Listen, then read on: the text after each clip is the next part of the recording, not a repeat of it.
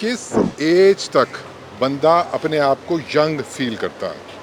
30 to 35 के बीच में बंदे को थोड़ा सा मतलब महसूस होता है कि उसकी हड्डियाँ कमज़ोर हैं या जो भी है। I guess 30s। कितना? 30s।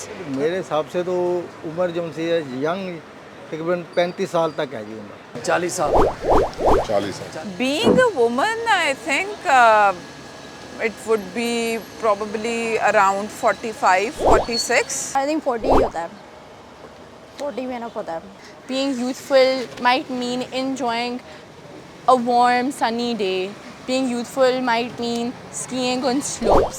I don't think it has a very direct relation to age because you can be youthful even when you're 50 or 60. हर एक के लिए अलग ही है, अपने हर एक की अपनी सोच के ऊपर डिपेंड करता है।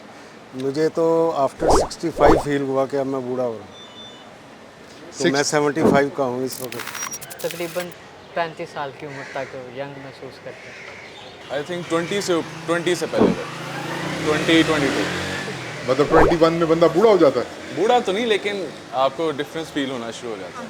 आपका दिल अगर खुश है तो वो आपको 41 भी कह देगा। अगर टेंशन ले लेके दिल को हार्ट अटैक की तरफ लेके जा रही हैं फिर तो आपका अल्लाह ही हाफिज़ है, फिर तो 31 भी आपके लिए बहुत मुश्किल है।